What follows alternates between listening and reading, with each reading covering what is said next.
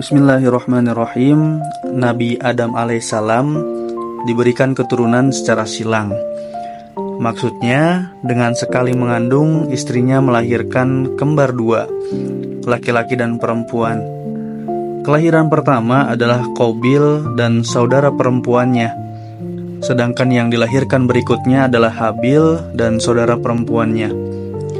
Kemudian Nabi Adam alaihissalam memerintahkan perkawinan silang, yaitu agar anak laki-lakinya menikahi kembaran perempuan saudaranya.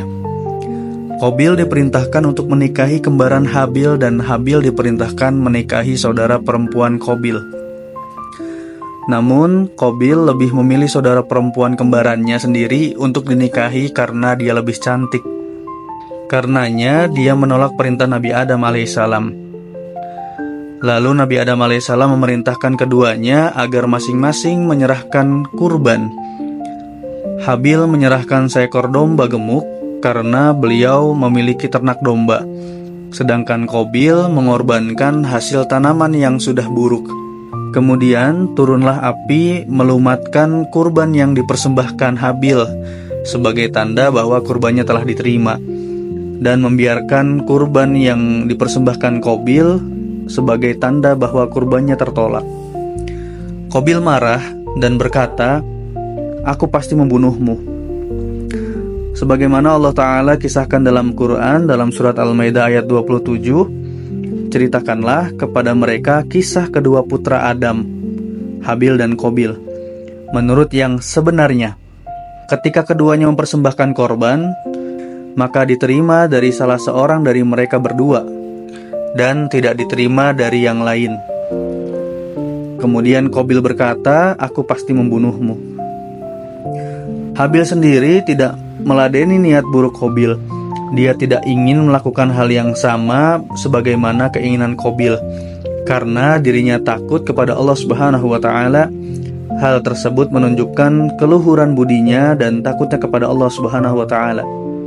Habil berkata sebagaimana Allah Ta'ala kisahkan dalam surat Al-Maidah ayat 28, "Sungguh kalau kamu menggerakkan tanganmu kepadaku untuk membunuhku, aku sekali-kali tidak akan menggerakkan tanganku kepadamu untuk membunuhmu.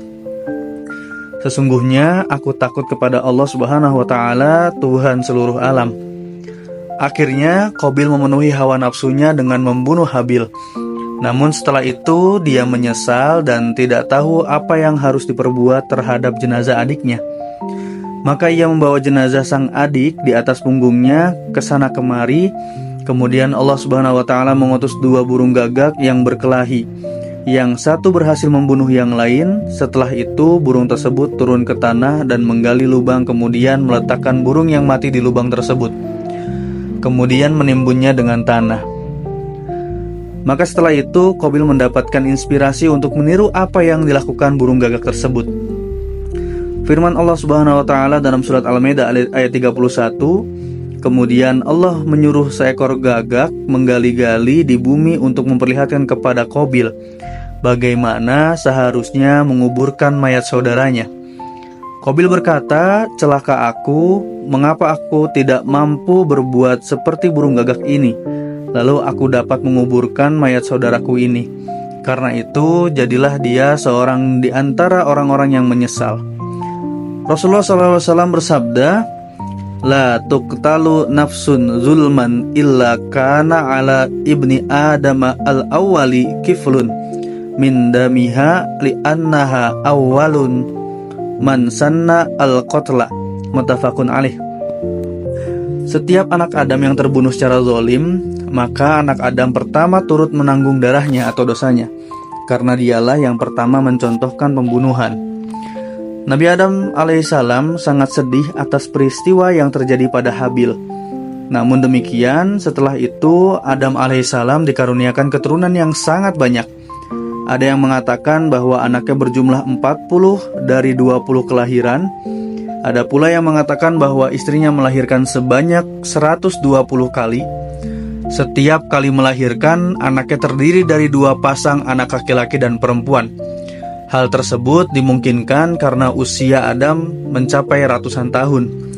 Diriwayatkan bahwa setelah melahirkan anak yang bernama Shits, dia berusia 130 tahun, dan setelah itu masih hidup hingga 800 tahun.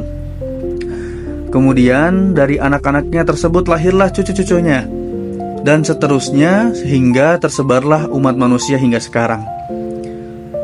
Allah Subhanahu wa Ta'ala berfirman dalam surat An-Nisa ayat 1, "Wahai manusia, bertakwalah kepada Tuhanmu yang telah menciptakanmu dari seorang diri, dan darinya Allah menciptakan istrinya, dan dari keduanya Allah memperkembangbiakan laki-laki dan perempuan yang banyak."